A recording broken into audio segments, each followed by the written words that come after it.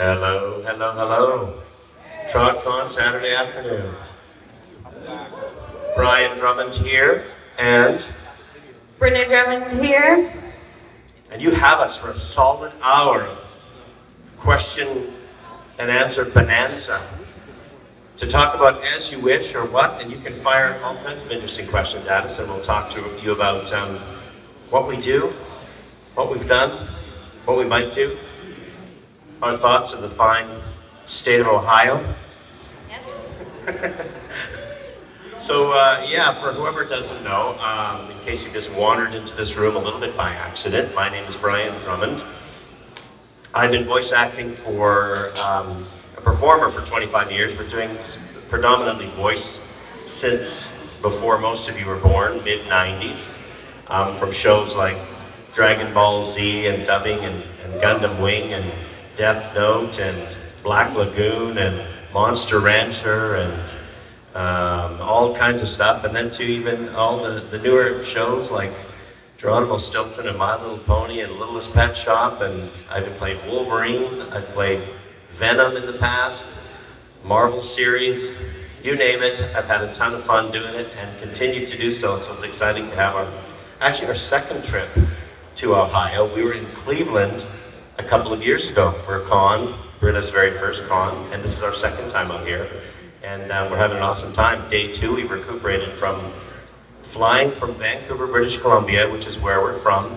Who here knows where Vancouver, British Columbia is? If I brought out a map, who could point it out? Well, yeah, well, look at that. We've got at least half this room could point out where it is on a map. If you can think of the United States and think of where Seattle is on the west coast, Seattle is north of San Francisco in the state of Washington. We're only about a 2.5-hour drive north of that, just as you cross the border into Canada, right on the west coast of Canada. One of the biggest cities in Canada, actually the second biggest city in Canada, second only to Toronto, is Vancouver, BC, also known as Hollywood North.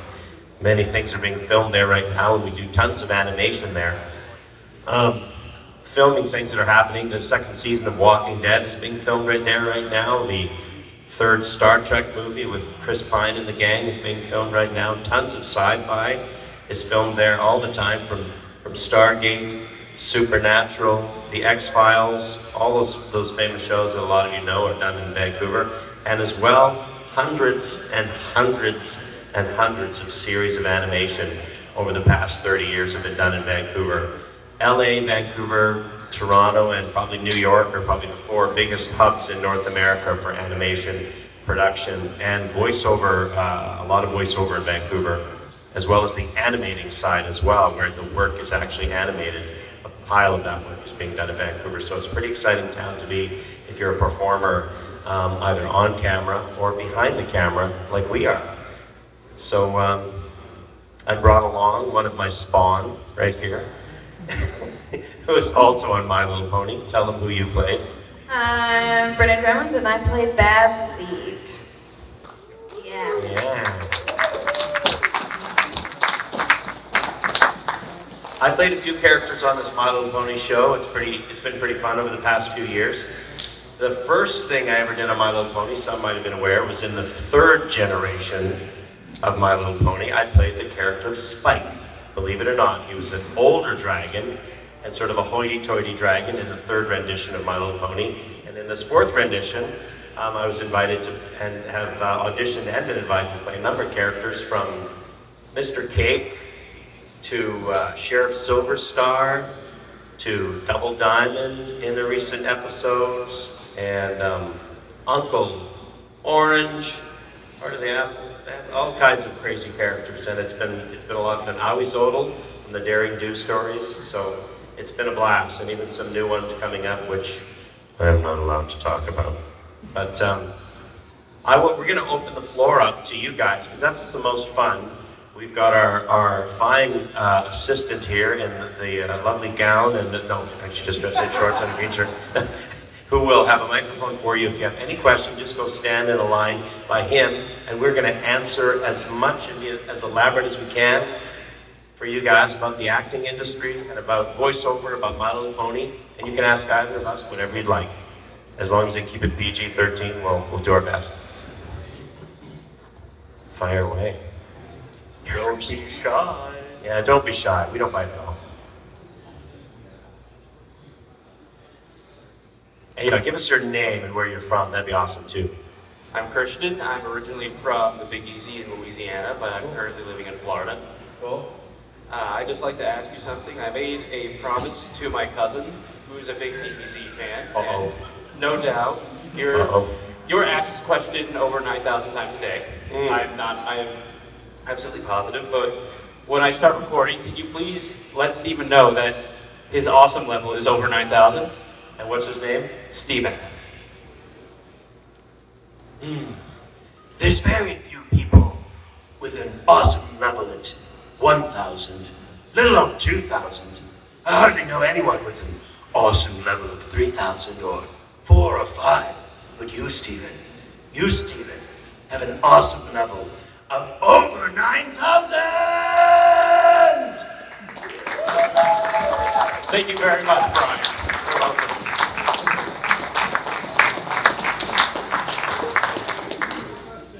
Vegeta, you silly, silly Saiyan.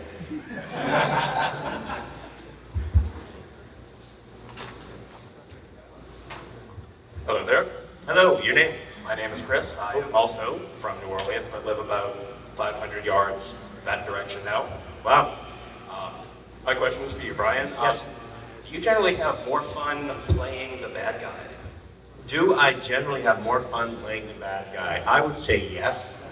Sometimes it's less fun on the voice because the bad guys are always louder and there's much more yelling involved and screaming. And the bad guys also usually have deeper voices, so that's usually you get into the bigger, deeper voices and all that kind of stuff.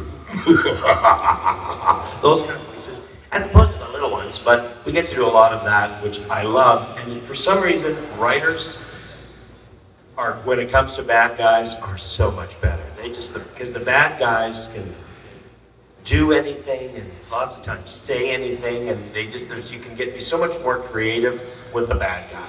And they always get the best lines, they get some of the best scenes. People don't like them as much, but sometimes they do, and that's why Vegeta's been a fan favorite, and so many other bad guys I have that are like Ryuk and that are just favorites. I really enjoy the bad guys, but I'll still play a hero if I have to. So, do either of you, when you're just walking around in the house, just go into a character you play and talk to each other in character? That's a good question. Do either of us, when we just walk around the house, talk to each other in a character? There's a lot of silly voices that happen in our house, but generally I wouldn't say I pick a specific one. Yeah. And do them, but there is a lot of silly voices that happen in our house because my oldest son Aiden does quite a bit of voiceover, as does my youngest daughter Ashlyn, who's 14. She's done voiceover as well. So there is a lot of silly voices happening in my house, but I don't usually pick one. Not like I'm scolding people as Vegeta to clean their room. That's a good idea though. Any of the bad guys or the characters that I take would voice in my house, I would get zero respect. I would be laughed at for using that voice, so I usually have to put on the real dad voice to get any action to happen in my house. But I do get the odd look because I'm constantly either on my computer or looking at scripts and having to come up with voices because we get sent audition requests all the time. Many times a week, so I'll be sitting around reading things and sort of not realize sometimes I'm doing things out loud, or I'll be in the bathroom or something and I'll be like trying to go over lines, and I'm sure someone's walking by outside wondering what I'm doing when I'm in the bathroom going, working out a bad guy laugh, and they're like, what's Dad doing in the bathroom? That's so funny. Those things are odd in my house, but there's a lot of voices up here, but I don't often choose to use a specific character when I'm... Accents will do sometimes in the house. Those will go off the rails every once in a while. Some will be like an English person or Scottish, or we start doing Australian accents poorly, but we do. Yeah, some of you were at the first panel we were at yesterday, and we were talking about voice actors all being in the same room, and then if someone starts doing an accent, everyone else just sort of joins in and does the same thing. It's a bit like that sometimes, so if someone's doing a weird voice or an accent, everyone's else like, no, I can do that better, and then like, everyone in our family is just talking really weird. We have nice dinner conversations, I'm sure you can imagine. Yes, exactly. Chris from Parksville, Indiana. Hello, Chris. Doing very well, and this is for either or both of you. What special challenges do younger voice actors face as their voice is changing, especially if you're doing a character over multiple seasons? Well, as a younger voice actor, I would say that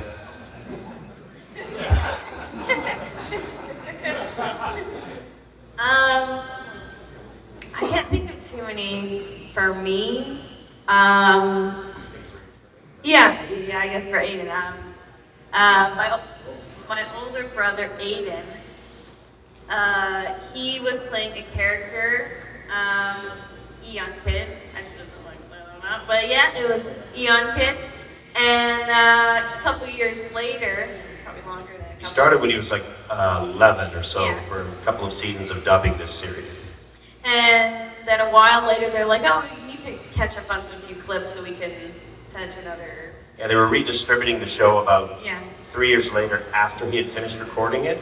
So most gentlemen in here would probably know, from the age of 11, you can imagine he was dubbing a show. He sounded like a little boy. They called him back in after he'd finished the season, well finished it. Like 3 years later, he was 14. Tell me, people, what happens from an 11-year-old boy's voice to a 14-year-old boy's voice?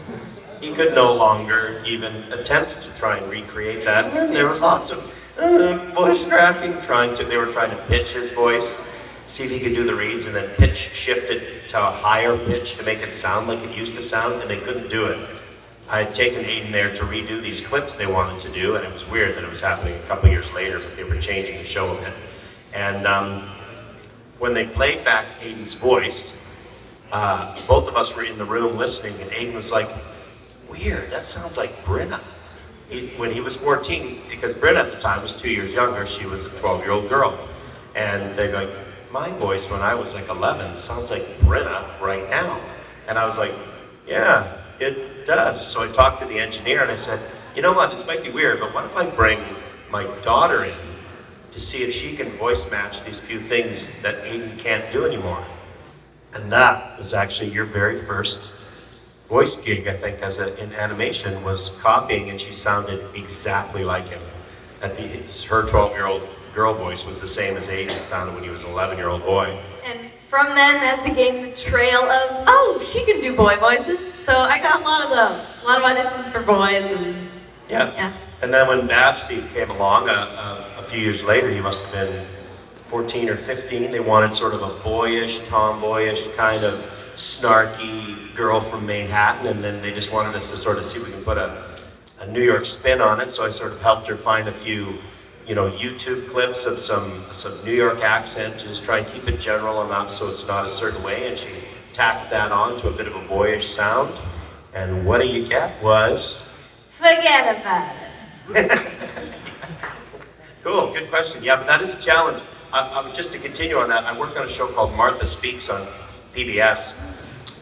I've done tons of animation with kids before, and it is challenging as kids grow up. Even Dinosaur Train, another show I worked on, as they grow up, their voices change, and it's the most tough with boys when they cast young boy voice actors that are 9 or 10, because usually they don't get cast too much younger than that because they can't read well enough to not read a page of script and not make it sound like they're reading it, so that when they're saying their lines, it doesn't look like this. You have to be able to read it and sound like they're speaking it. So boys usually start acting around 10, 11, 9, 10, 11, but within a couple years, it changes, so you always have to change that voiceover. That's why you'll see a lot of the time, young boy voices are played by grown women, because the young boys, it's tough to cast them and not have to constantly recast them every 2 years if a series sticks around for a while.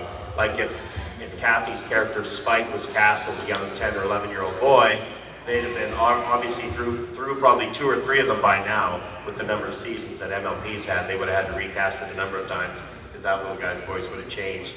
Not Kathy. She can do a little boy as good as the best little boys around. Hi there, my name's Alex from Georgetown, Kentucky, and first off, I really enjoy voice acting that you two do. And question for Brian. Yeah. A couple. Number one, how fun was it to do Double Diamond? Number two, how did you get the Double Diamond voice? How fun was it to do Double Diamond, and how did I get the Double Diamond voice? Well, I was, some new characters were coming along, and I can't remember if I auditioned or they just asked me to do it. It's hard to remember when I do a lot of shows, so sometimes I forget actually the process of a role. And even auditioning, I hadn't seen the script, so I didn't even really know the storyline, like what was going on with it. They're pretty hush-hush on some of the shows, so we'll just get sent a small amount of sides, so it might be 2 or 3 or 3 or 4 little chunks of their dialogue. And I think all I was sent was, he's a white pony, and his name's Double Diamond, meaning it's sort of, he's like a skier. They wanted sort of he's kind of a skier, surfer, a bit of a dude they wanted. And so I sent something in, I believe, and then they called me in to do the show. So they chose me for the role. We changed it a bit when I got in there because they decided they wanted to move a little bit away from giving him too much character, because obviously, everybody being very equal off the top, they wanted to make him a little more, just sort of, a little overly friendly and just sort of, hey.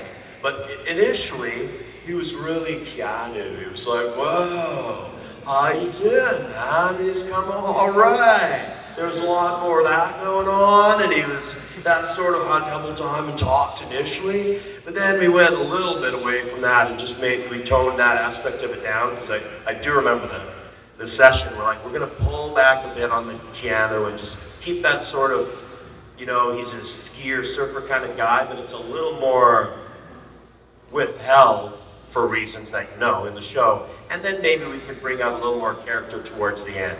But it was fun.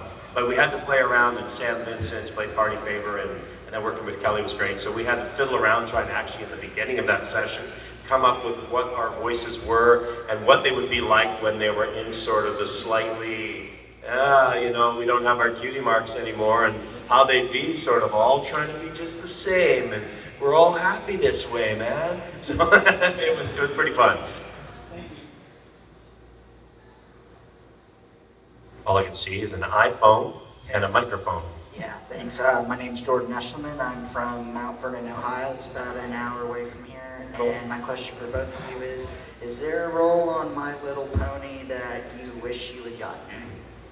Is there a role on My Little Pony that I wish I would have gotten? I told this story yesterday to whoever was there. There's so many cool roles. If I was a girl, then they have all the best roles on My Little Pony. But I auditioned for Discord. They decided to get a great actor who I think is fantastic.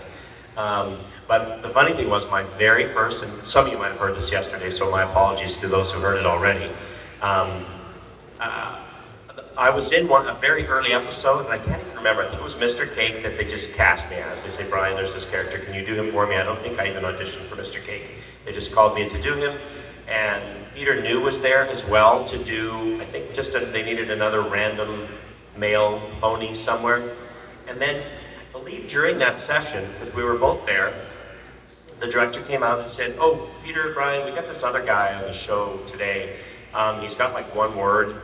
He's like part of the Apple family, and I don't know, we don't have much dialogue for him. He just says like yep or yes or yeah or something like that. So can you guys each come into the studio and just give us your version of sort of a country bumpkin kind of, just sort of a yeah, yep, or something. And I was like, oh, okay. I didn't even know, I had no clue. I thought it was like a one-time thing. This guy's gonna show up once. So I went in there and I'm like, yep, yeah, oh yeah, yep, yeah. You know, I did a few different voices and they're like, okay. And then Peter went in and he did a few yep, you know, he did a few things and they came out and Terry's like, well, I think they picked Peter for this one guy. and he didn't have a name at the time. It wasn't a character with a name. And that role, of course, we all know what it ended up being. Big Macintosh. Any internet phenomenon. Peter New is known around the globe now. He can't even walk down the street in Vancouver without getting stopped. I'm kidding. For other reasons. It's usually a police officer, but but no, that would have been a fun role, just because it's sort of carried on to be a really interesting character. But I never get too hung up on, man, that would have been a great part. I just want to be able to get in there and play, because doing the work with everybody is what's fun. Any role you would have wanted? I can't think of one that I would have wanted. Like, I like them all a lot, so it's kind of hard to pick one, you know? When the season first came out, I don't even think, now, if they would have started auditioning for this show right now, you probably would have auditioned for some of the main 6. But when the show first came out, you were probably only about 13 or something. You would have been too young to audition for any of them. They wanted the characters to be older than that, so you wouldn't have even auditioned. And a couple years later, when Bad Seed showed up, you were young enough to be one of the young Cutie Mark Crusaders, so that's why you sort of fit the bill to be able to audition for one of them. But if you had to pick one of the main 6, and someone just said, the magic wand, today you are that one for the rest of the series, who would it be? Probably Fluttershy. Oh. Andrea would be so happy and mad at the same time.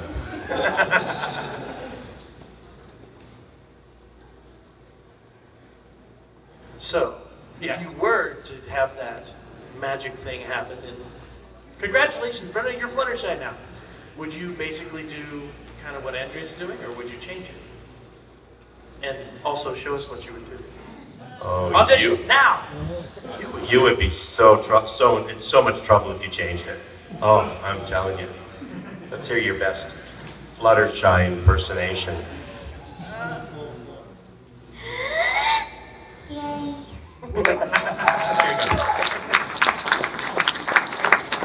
There you go. Any more questions? We'll be for the next half an hour. We'll just do a thumb fight up here. That's all you'll get to watch. Nothing but.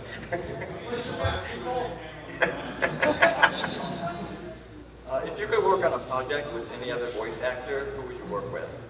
Cool. Project with any other voice actor, who would I work with? Wow.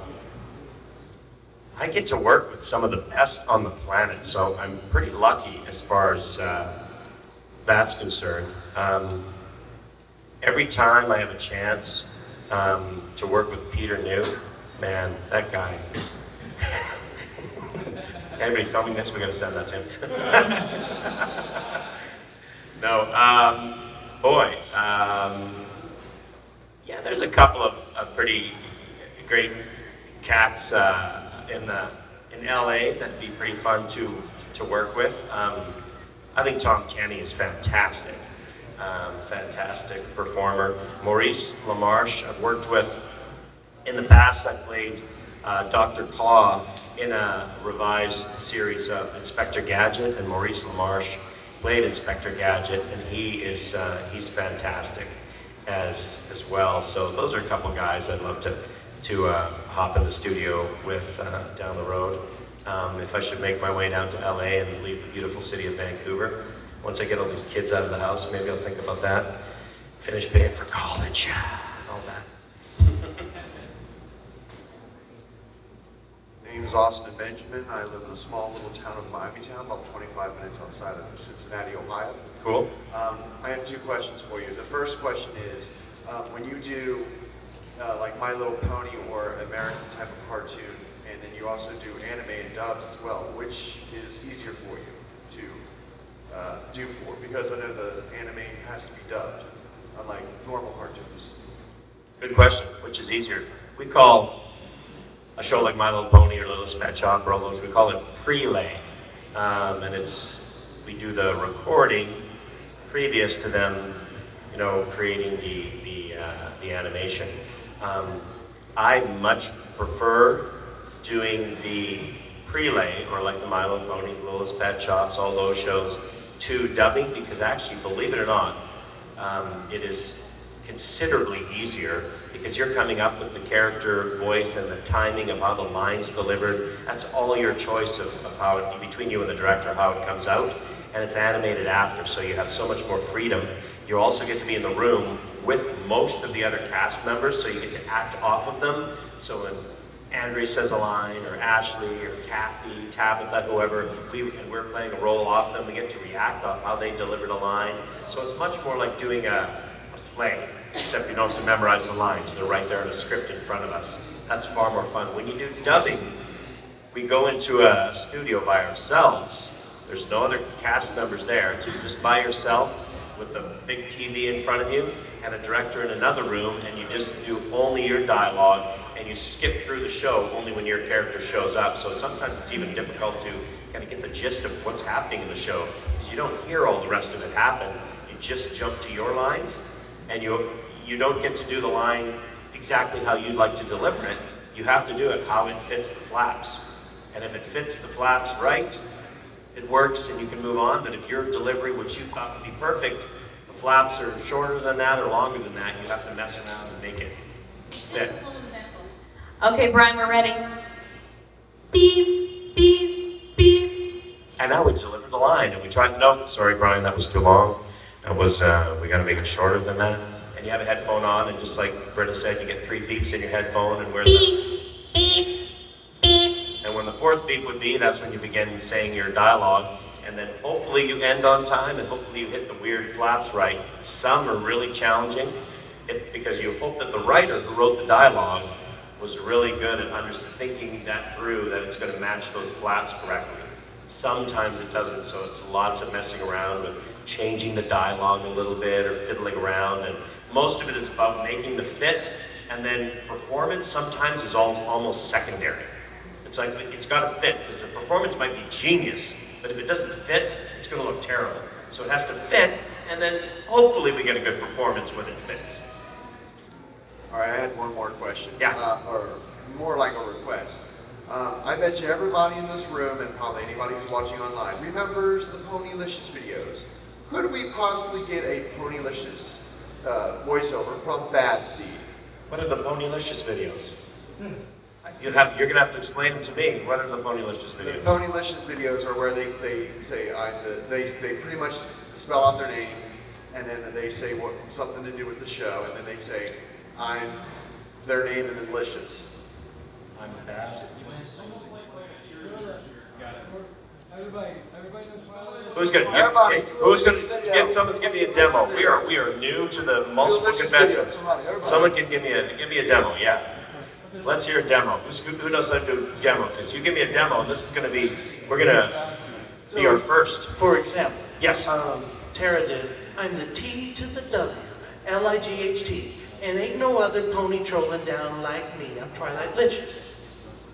Wow, so you gotta write it too. Right.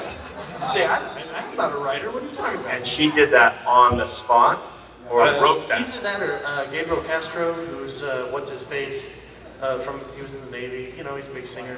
Black Griffin, right. Oh, yeah. It's on his channel, and he's the one who basically handles it. Ah, and now everybody's done one. Yeah. And you're throwing this at us up here like gold. That's gold, man. We're voice actors. We get a script and we get to figure this stuff out and take a crack at it. Man, who wants out there right now, write one for each of us? Someone get a pen out who would be good. You want to write one, we will do it and get it up here while we answer some questions. Who's a good writer out there? Come on. And I would do one for, you can do Babs, obviously. I would do one for, let's see, it could be Mr. Cake is not great. No, Mr. Cake or Double Diamond or Sheriff Silverstar. Mr. Cake would be, someone pick one. Yeah, you guys, someone pick one. If someone gets one written for us before this is over, we will do it. If not, I don't think I can make one up on the spot because I want to get it right. I like to be prepared as a performer. All right, someone's working on it. I know it's being worked on right now. Just one other question. Yes. I read a lot about the Ocean Group doing various kinds of work. What exactly is the Ocean Group? Is that a guild? Is that a company? How is that structured? Ocean Group is just another production house in Vancouver that produces for animation as well. They may do other work, but it's a sound studio is what it is. So they do sound and voice production on animated prelay work and dubbing work, and then they do the post work on those shows, from sound effects to everything else that's concerned. There's no animation work done there, but it's all sound related. So they have sound studios for the dubbing, for voiceover, for post, for sound effects, all that type of stuff. And it's just one of the studios of many in Vancouver that do that work. So lots of people sort of think, oh, it's Brian Drummond of Ocean Group. And actually I'm not. I work with probably 10, 15 different companies in Vancouver that do work all over the city. And that's one of them that we work for, and there's many of them. And they're the ones that first did a considerable amount of anime dubbing in Vancouver. So that's why I think when people see a lot of anime that was done in Vancouver, like whether it's Gundam Wing or Black Lagoon or Dragon Ball Z or any of those shows, Death Note, all done at Ocean, because they do a lot of dubbing work. But it's really a gang. Yes, yeah, it's really a gang. Yeah, a guild, I like that one. They make armor as well. How do you immerse yourself in a character when you may not know much about that character or haven't been given much information? Good question. You have to take a wild stab at it, and it is difficult to immerse yourself in a character when it actually hasn't been created yet. It's completely up to you.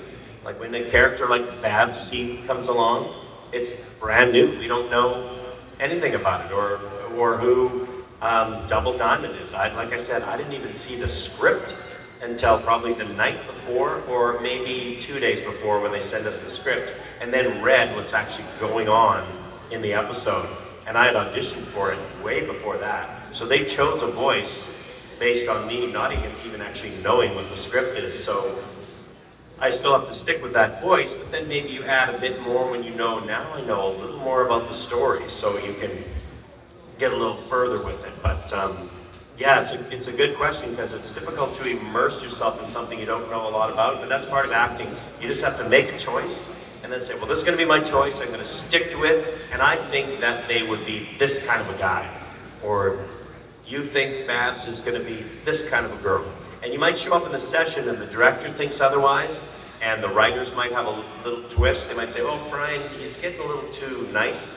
I think because he might come back in this episode, let's just make him a little more flat, or make him a little more grumpy, or just because we know some future episodes that you don't know yet, but let's make him that way. Even with Vegeta, I had no idea about Dragon Ball Z, didn't know what the show was.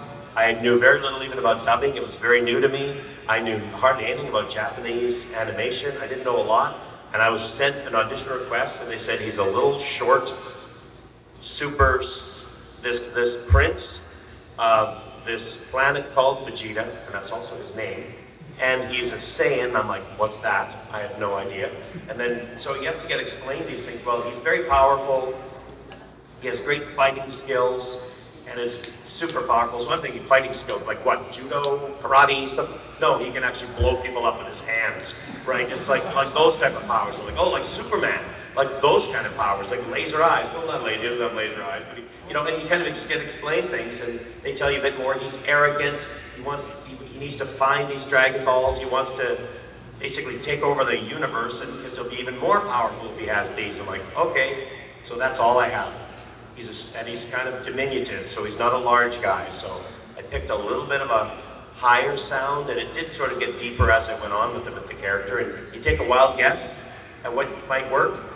They think, does it kind of sit well with maybe what the Japanese characters sounded like? Cool, yeah. And then they choose it. And then sometimes you develop a character as you go. Lots of you probably heard like Homer Simpson's voice from some of the first episodes of The Simpsons. It is way different than where it sounds like now, because he just sort of, I'm going to come up with an idea, but as you get to know a character, you kind of start to feel it out, and add things and change things, and it gets kind of better with age. So that's it can change even more, and you can immerse yourself more once you know a show. Good question though. Hello. This Ponylicious thing is blowing up. Oh, Ponylicious is blowing up, man. It better be good too. Yeah, it's going to have to be great writing. Look, we've got a selection of them. You can bring as many up here as you want, and we're going to pick the best one. Yeah, you just bring the Ponylicious, the whatever ones you like. We're going to pick the best one that we think suits us. There's some stairs around here, around the back. Yeah, we didn't have to hop up that way. Oh, okay. Yeah, we'll give it back to you for sure. Wow. Oh, we got double diamond. We'll make sure you get it back.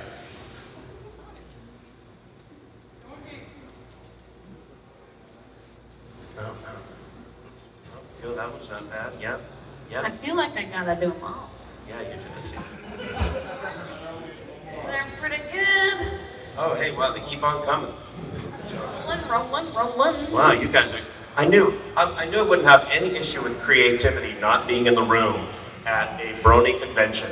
That's one thing that is overflowing at a BronyCon is creative people.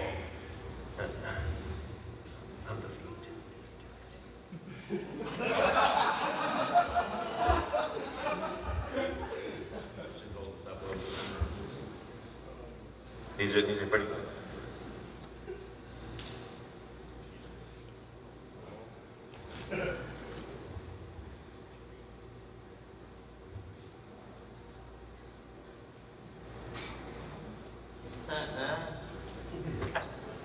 Keep them coming. We're liking these. Do you have a question? We can do that even while we're reading. Hi. Yes. I'm Monica from Chicago, and I was wondering how you guys, preserve your voice, so to speak. I do radio shows and I lose my voice all the time, and I sound awful. So I'm just wondering how you guys manage to keep your voices sounding good. Wow. Well, yeah, radio shows are probably tough because when you're talking nonstop and talking, it can be challenging. The biggest thing I think for any performer, and I know lots of singers as well, is water is lubricating all the time because it's dryness that's going to usually cause most of the challenge. Tiredness can be one thing when it gets tired, but if you're drinking, yeah, exactly what's not up here. Actually, wouldn't mind a water. One up here at some point. But yeah, water is super important. It's okay. We'll have one when we leave. That's the main thing. Is keep hydrating. Even if you think, well, I'm not really thirsty. It's not actually about being thirsty. It's about drinking, and you'll find that whenever we're in a session, almost every single actor either has, 2 or 3 cups. Like there's a tea and a water and all kinds of stuff going on all the time. Especially when you're doing big, gravelly, mean voices. That I need to do that all the time. Is even after every line, just take a little sip, or take a break to take a sip, and then it keeps your vocal cords from bashing against each other too much. But if it's tired, sometimes water won't do anything. You just have to rest. That's why I don't do as many cons as I would like to, because I work all week long on shows, and it's difficult when you do shows all week and do multiple characters, and then leave for a convention. And usually at conventions, we talk all week long. So it's the one time of the week I usually have to rest my voice and be prepared for another 5 days of voices. It's a weekend. When you go to a con, there's no resting because you talk at the autograph panels, and you talk at the meet and greets, and you talk at these panels. So it can come home fairly exhausted, and then I have 5 days of shows to do, starting at 9 a.m. on Monday morning. So lubricating and resting is the best thing. Now what have you got? So you've got more choices than me. Yeah.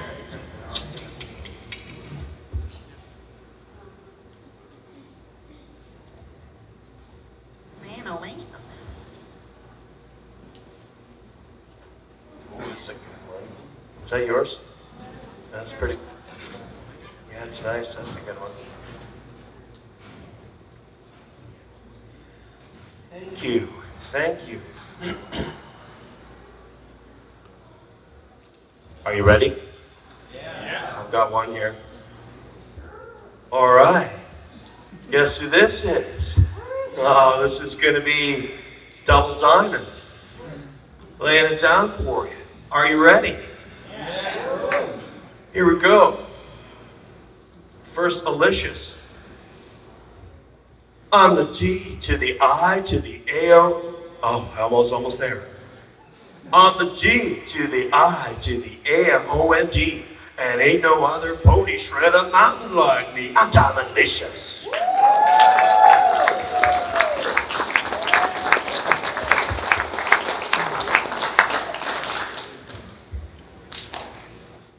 I'm the B-A-B-S to the C-E-D, and ain't no other CMC got cutie marks like me. I'm fabulicious.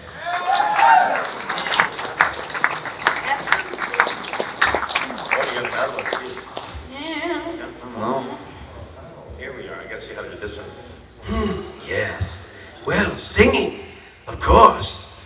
Why wouldn't I want to?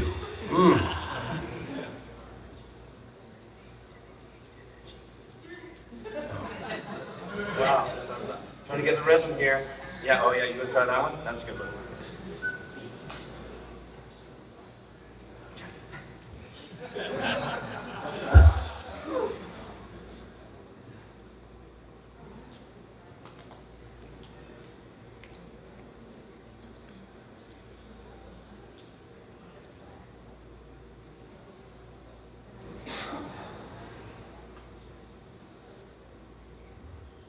Okay.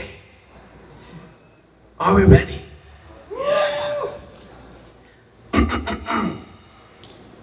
Get ready for this one, Kakarot. I hope you feel me out there. Here we are. I'm the V to the E, the G, the E-T-A. Can't no other say it, put it down like me. Vegeta-licious.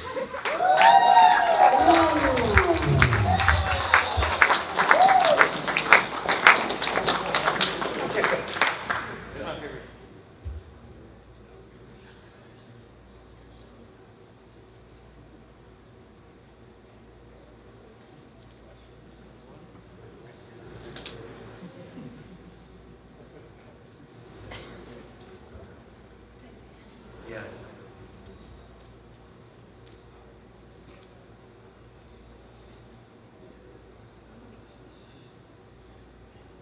Another one here. Another one coming. I'm the B to the A to the B and S, and ain't no pony else threatening ponies like me. I'm fabulicious. One more. Do that. Ain't no other pony threatening ponies. And ain't no pony threatening ponies like me. I'm fabulicious. You want that now? Yes, you certainly can. It's very precious.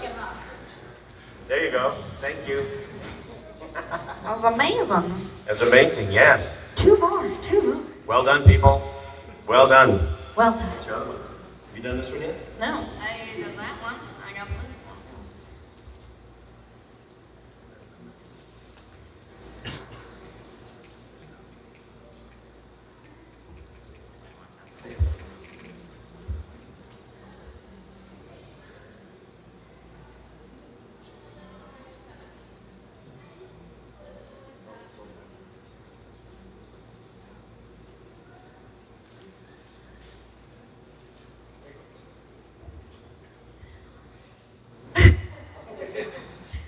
My name is B to the A to the B to the S. With my scissors, I will make you a Manhattan success.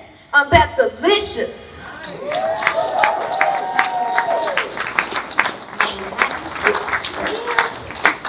And last but certainly not least,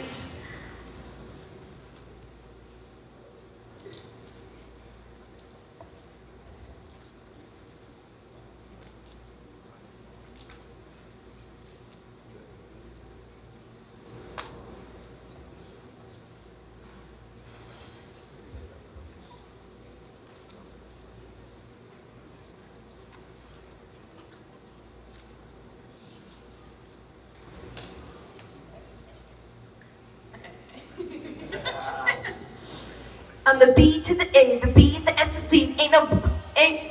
let's do this. I got too excited, folks. Okay. I'm the B to the A, the B, the S, the C. Can't no other put it down like me. I'm fabulicious. Do that one more time, people. One more time. I'm sorry. I'm the B to the A, the B, the S, the C. Can't no other pony put it down like me. I'm Babsalicious. There you go. Oh my God. Thank you, fine writers. Yes, question. What would happen if Vegeta versus Celestia happened? Who would win? I'm sure, have you seen the poster? I'm sure you've seen, oh, I got a great piece of artwork in Houston that's just fantastic. I should tweet that out. Actually, I did. It's on my Twitter. If you look at my Twitter feed, you'll probably find the picture of Vegeta and Celestia. You know, it wouldn't be pretty. It'd be very unruly. We might go out for drinks after, but it would be very unruly.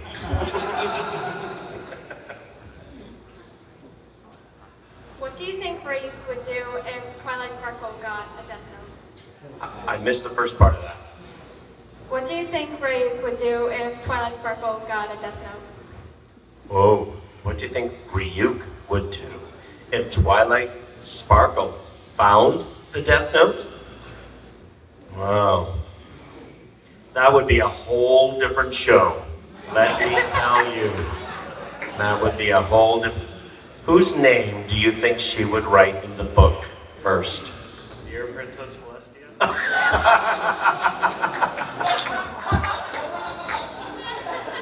Forgetting she just picked it up thinking she was just going to write a couple notes down. Hey, we're having a party. Who should I invite? Fluttershy and Pinkie Pie. Hey, where's everybody? Nobody came. Ryuk would feel terrible. He would not drop the Death Note there. He would show up to the apple farm and feast for a long period of time. He would really enjoy the apple family, I know that much. Good question, thank you. How are we doing time-wise, folks? Have we still got a chance for a couple more? 15. Sir, oh, is that what that means? Okay, I thought you were waving. It's like, hi, hi. Well,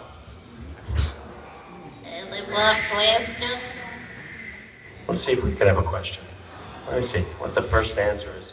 How many people here are at their very first Brony convention?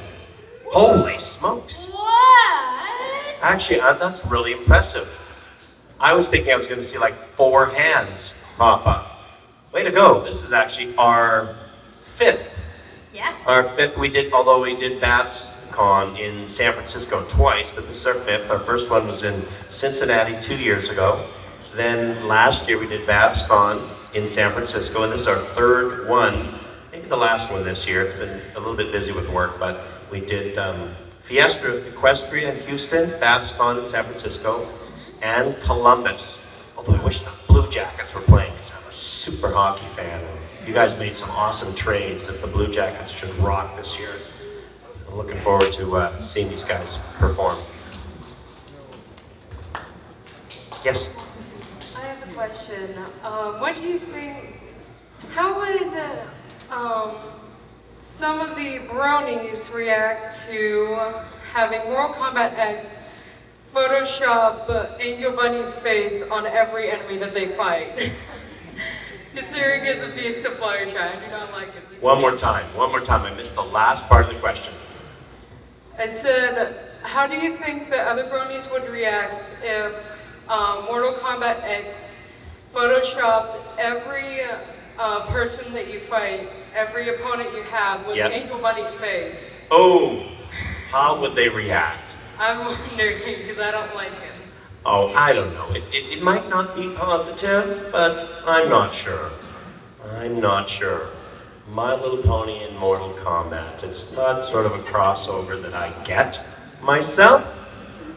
There's a whole lot of magic or well, there's a lot of magic in Mortal Kombat, not a lot of friendship. But yeah, not from what I've seen my son play when Dad, you gotta watch this. I'm like, oh, okay, no, I don't need to watch that. That was hideous. I'm gonna go back to My Little Pony and watch something nice right now. Clean my eyes. That's exactly how that goes then. Is it really fun to be a voiceover actor for Babsy? It's the most fun because I get to see you in that outfit, and it's hilarious, and it's awesome. Especially the eyeball glasses, like those are crazy. Yeah. Oh, they're over there too, wow. Can you see through that? That's my question. Yes, actually. I have my glasses on top of it. Oh, they're sunglasses, you can see right through. It is incredibly fun. Why don't you answer that first? It is super duper fun. When I played Babsy, that was the first time that I ever did a recording session with the rest of the cast there. So it was really fun to actually be able to work with all the other people and laugh. But normally I would be in this small little booth all by myself, just a little mic, and then the director on the other side. But yeah, it was really fun being able to work as Babsy because then I was with the rest of the cast and all the other ponies, so that was super, super fun. It's pretty fun because we get to see all the lines that get, like when actors muff up their lines and mess them up and make mistakes and accidentally say bad words that we can never get into a My Little Pony because they messed up their line. And you can imagine what it would be like. What do you think it would be like to be in a room with Tabitha and Ashley Ball and Andrea, and they're all doing their voices, and Kathy Westlick, and we get to be our characters, and Kelly Sheridan, the new villain, and we all get to do this stuff together, and we're laughing half the time and being silly. It's a lot of fun. And it takes about between 2.5 to 4 hours to do a whole episode by the time we record it all, so line by line. You never get the line right sometimes the first time. You do a section of the dialogue, and then you go back and fix any mistakes, and maybe do a second run through, and they say, make this part a little funnier, be a little louder there, this is a little more hushed because you're supposed to be quiet here, this is a little crazy, so it's really fun. And we're in a fairly small room, but there's a circle of microphones, about 8 to 10 microphones, and on the other side of the glass in another room is the directors, and they're saying, okay, we'll go from line 3 and forward, take 22, and you're up. And then of course we go ahead and we start reading our scenes. It is lots of fun. So if you ever get a chance to be a voice actor, go for it. And you wouldn't believe this is the best part. They pay us to do it. Don't tell anybody that part. But they actually pay us when most of us would do it for free. Yeah. Yeah, don't tell them that part. Any more questions? What percentage of people in here? Requests? Yeah, what percentage of people in here are actually from Ohio? How many? Ooh. Well, that's pretty good. We got about almost 85% probably. So who's not from Ohio in here? Actually, even no, maybe only about 75% from Ohio. Who do you think? I just want to do a little check here. I'm going to guess. Is there anyone from here not from the United States? Whoa, where are you from? Edmonton, Alberta, Canada. Hey, woo! Oh man, I'm going to really hate the Oilers. They're going to be so good in a couple of years. Can't believe they got the first pick in the draft this year. That guy, man, they're going to have a great team. Watch out, Stanley Cup. The Oilers are coming back. Cool, Edmonton. Anybody think they're further away than Edmonton, or are you the only guy not from the U.S.? Where are you from? Well, we're from the U.S., but we're from Houston, which I think might be... No, Houston is not further than Edmonton, Alberta, I don't think. Okay. But it is pretty far. Right. It's pretty far. How long? Edmonton is... You flew to Toronto and then down here? Yeah, I took a 4-hour flight from Edmonton to Toronto. Yep. And then 2-hour layover, and then about an hour and a half. Hour and a half flight. Yeah, so... Yeah, where we come from, so we're probably have you all beat because we're from Vancouver, so we're probably the furthest point away, or pretty close to it. Actually, I don't know, as the eagle flies, maybe Edmonton is further, but us Canadians are the furthest away, hey? I heard there was someone, when we came in, where did our driver say someone was coming from? Finland or something, or some crazy place? Yeah. Super far away. Oh yeah, a couple years ago, someone was from Dubai. That's a road trip. You imagine your buddy's in Dubai. Where are you going? Columbus, Ohio. Where? For a pony convention. You're leaving Dubai for a pony convention. That's going to be crazy. Very cool. Any more questions at all? Any question. Who decided to tell people they were a brony this year? Nobody's saying anything. I'm not telling anything. Hey, this guy tells everybody he's wearing it on his shirt. Do either of you have a character like you're really attached to, or someone you think you have like the most fun portraying? character that we're really attached to or have the most fun portraying. Wow. Everyone is, you know, yeah, it's fun. It's funny to get, I don't know if I necessarily get attached.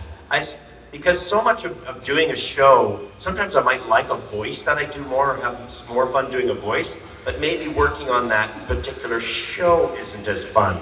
You don't get along with the director maybe as well, and maybe the cast is doesn't get along quite as well as other shows. Some shows you really enjoy because everybody gets along, there's tons of laughing, but maybe it's not your favorite voice, but just working on it is fun. So when you go to work for those 4 hours to do that episode, you really look forward to it. My Little Pony's like that, Littlest Pet Shop's like that. I do a show called Geronimo Stilton, which is like that. Dinosaur Train, which is a PBS show for little kids. It's totally like that, super fun show.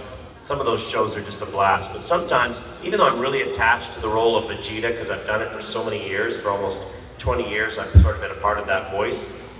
I don't have the fondest memories of that being one of my favorites because I'm usually by myself recording it, so I'm not attached to a lot of the rest of the cast. There's a copious amounts of screaming, so I usually leave sore with a sore throat and kind of yelling and angry feeling because you've been Vegeta for 4 hours. So even though I really think he's a great character, it's not one I go, woohoo! I get to be by myself screaming for 4 hours now. It's not the top of my list of the most favorite things to do, unlike other shows like MLP and LPS and some of those shows which put a smile on your face when you work on them. So I have a question about the glasses. You said you liked them. If you had a chance, would you wear them? If I had a chance, would I wear them? Absolutely. Bring them up here, let me try them on. In public?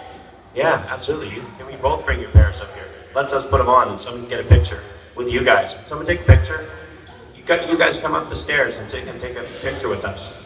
But we get to wear your glasses though, because we don't have the rather cool outfits like you guys have. Wow, well come on up here, girls. Woo!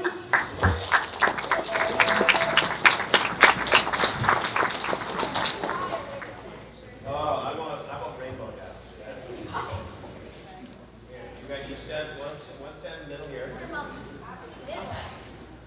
Yeah. Can you come over? Yeah, come over here. You can see. Yeah, exactly. Oh. You go on this side. Come in here. Come in here. We'll do one where they have the glasses and we don't have the glasses.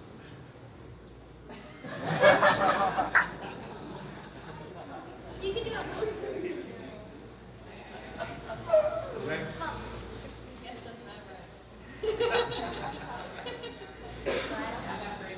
You got one? Here, now you guys can go on. They know how to hold costume. Oh, wrong one. Okay, come over here. Come over here. Come on over here. Move over here. There we go.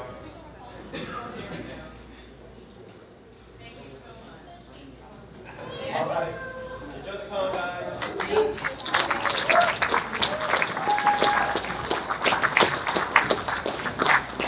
2 or 3 minutes left. A couple more questions. We'll take these last couple, and then you guys can be off to enjoy even more stuff. What's your favorite hockey team? Favorite what? Hockey team. My favorite hockey team. Come on, I told you where I was from. You tell me. Any guesses? Guesses? Anyone? You got to know hockey to the. Where am I? Oh, I don't mind the Red Wings. Second favorite team, just because I'm in Ohio today. Come on, where am I from? I'm from Vancouver, so the Canucks, which is, and you know what a Canuck is? Yeah, it's a name for like a Canadian, and I am one, so the Vancouver Canucks. I grew up in the province of British Columbia, where Vancouver is, and I've actually lived in the city of Vancouver for 27 years now, so they're my team, is the Vancouver Canucks, not the Oilers. Where's that guy? Man, we've never won the Stanley Cup, and they've won 1 million of them, so forget those guys. They've got enough Stanley Cups. Good question. I hope Columbus wins soon, as long as it's not against Vancouver. What was one of your favorite episodes to make? Favorite episodes to make? I don't remember names of any episodes. What's one of your favorite episodes that I did? I just love when I go into do, but you know what? I never remember the titles of the episodes at all. I remember what I have to do, what's going on in the show, what my dialogue is, what's happening, but I almost never remember a title. I probably do 200 episodes of animation a year. So, and then if you times that by at least that many over the past 10 years, and 2,000 thousands of episodes of animation, I cannot remember the titles. You got, mostly the times when I remember stuff, specific things about a show, it's because you guys told me this episode that you were in, that was the one. That's usually why. Yours, of course, would have been... My episode. Yeah. And when Babsy. Babsy, yeah, one bad apple. Actually, when the Cake family had their little babies. The babysitting episode. The babysitting episode I like. What's the name of that one? Is there a name to that one? Baby Cakes. Yeah, that one. So cute. Yeah. And I love Fluttershy too, so that was a great episode. Yes, fire away. Last question, here we go. Can Vegeta sing? And if so, would you please demonstrate? You would have to be the last question. Can Vegeta... You did do more singing. Yeah, I did sort of demonstrate. I guess that was kind of rapping. Do some freestyle. Well, can Vegeta sing? And if so, what would he sing? Should I do like thing in the background? I didn't do a lot of singing in the past, but I did sing when I had to put little baby Trunks to bed. Bulma's a terrible singer, so she would ask me to help put the baby to bed, and I have a very short fuse, so it doesn't usually last long. It'd probably be something like some type of a twinkle, twinkle, little star, how I wonder why. You asleep yet? Not you are up above. You're going to sleep, Trunks! Up above the world, so never mind. Bulma, you put him to sleep! That's how it would go. Beautiful, beautiful. Thank you, everyone. That was awesome. We hope to see you around for the rest of the weekend. We will be here. Woo! Thank you.